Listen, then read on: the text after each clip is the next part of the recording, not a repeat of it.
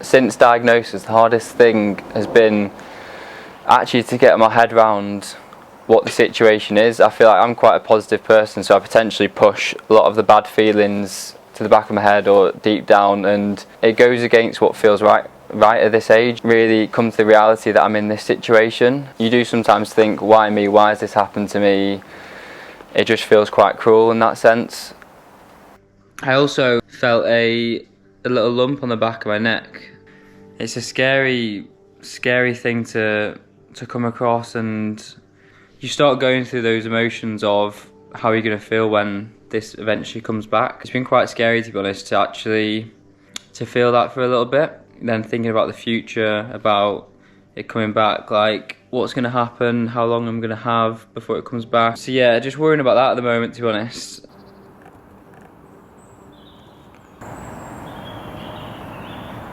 Tried to just go on a little walk, but honestly I'm absolutely in bits after like 5-10 minutes, so I just had to sit down and gonna head back in a minute.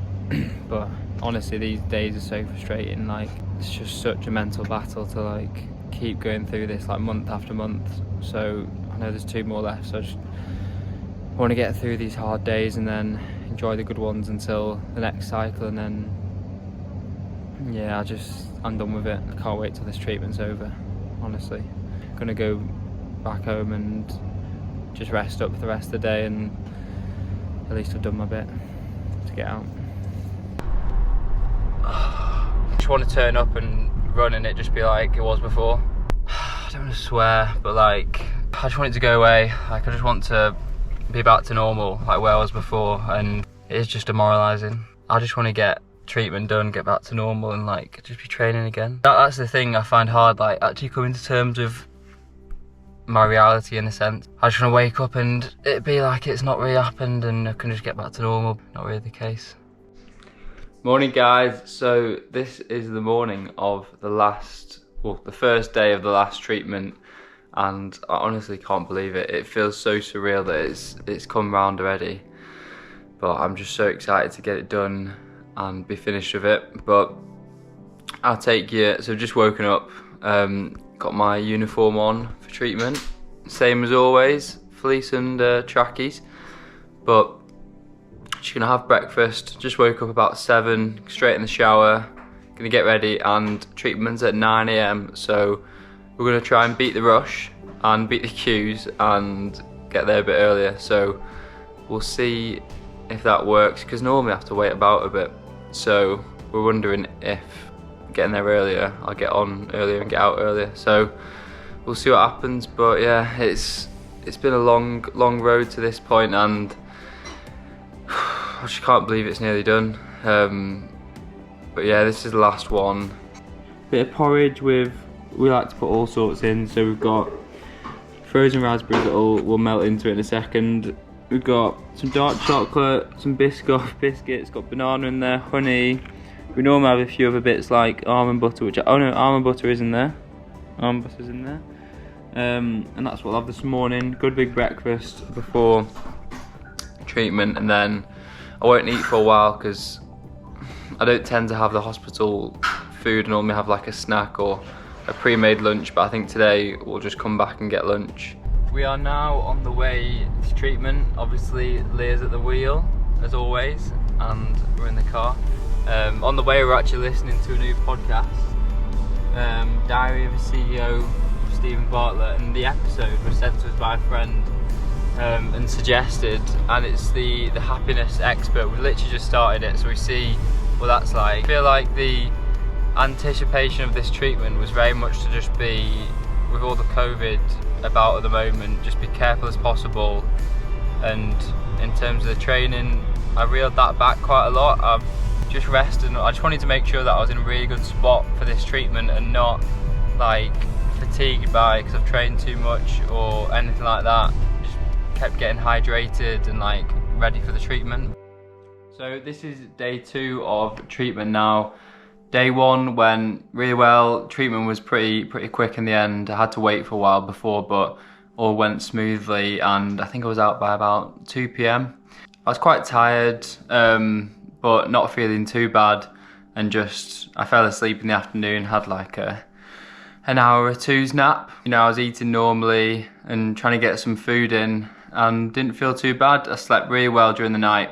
Woke up this morning feeling a little bit sort of groggy, but not too bad. It's nearly 1 o'clock, so I'm gonna have to take my anti-sickness in 10 minutes. Just about to sit down to have lunch. So egg on toast with avocado, carrots, cucumber and hummus. And I will be putting an absolute shed load of ketchup on. So that'll fill me up nicely before treatment. I got treatment at 2 o'clock and this is the last one. I can't quite believe it's the last one. Like, I just want to get in there, get it done, and then have it over with, recover and start the next chapter of my life. I honestly can't wait and I'm so excited.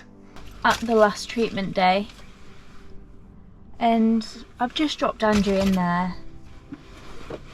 Now he's just gone up. I'm just sat in the car and I just thought it would feel a little bit different.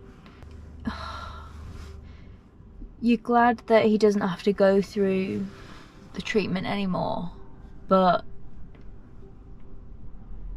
like, you always just naturally think of the next thing now, and the next thing is like, what does life hold?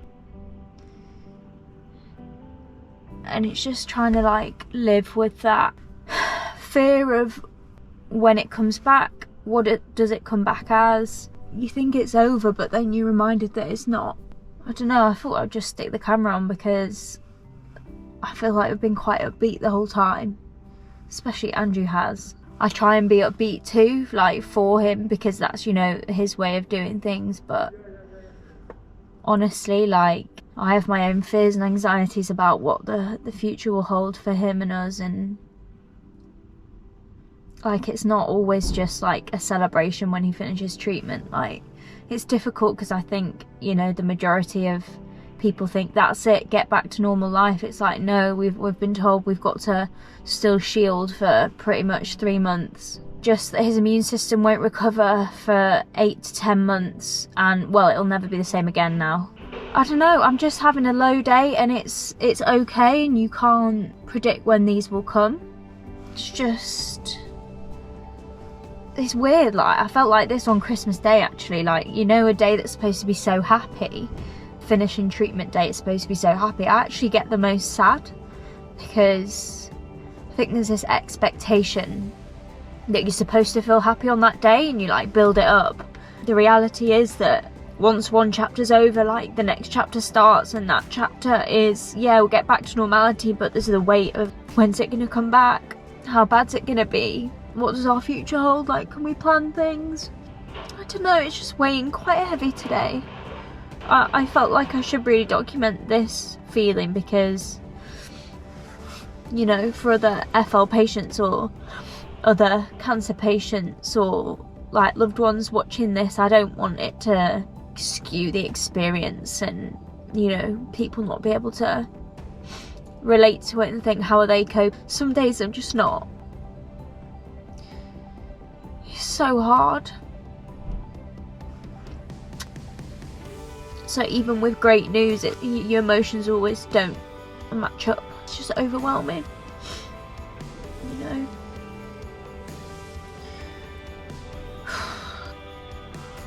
I am going to try and get myself together because it's only an hour's treatment today. I don't want to be like this when he comes out of treatment. If he's feeling upbeat, I want to try and match that. It's a great day that he doesn't have to go through this anymore, but the emotions surrounding this diagnosis don't stop here. We're only human, we can't be strong every day. I feel better actually just speaking this, to be honest. I just wanted to, whatever it looks like on the outside, it's not always what's going on day to day. I also just want to say, proud I am of Andrew. Just how incredible he's been. You just know that everyone in there is going through so much. No matter what we've heard in that building, Andrew has just found the positive, found the strength, and just like Trojaned on. Obviously people show their emotions in different ways, and don't get me wrong, Andrew has had his down days and we've dealt with them in different ways. He's just been phenomenal, and he's just such an inspiration. how to find a way, mentally and physically, cope with the worst news you could ever be given. As sad as this all is, like, one honour to be his partner, just blessed with being around someone like that day in, day out. It makes you a better person, very special person, and I'm just so proud of him.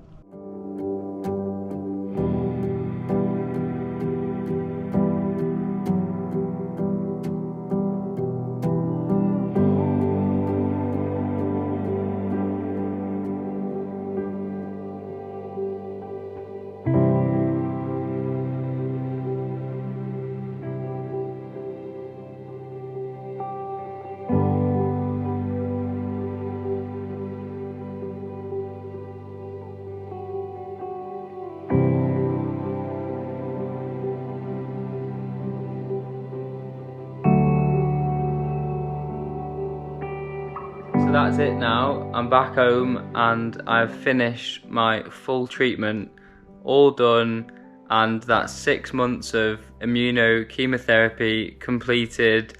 So I don't need to go back now. That's it. Like, I can't quite believe it. Like, it hasn't sunk in yet.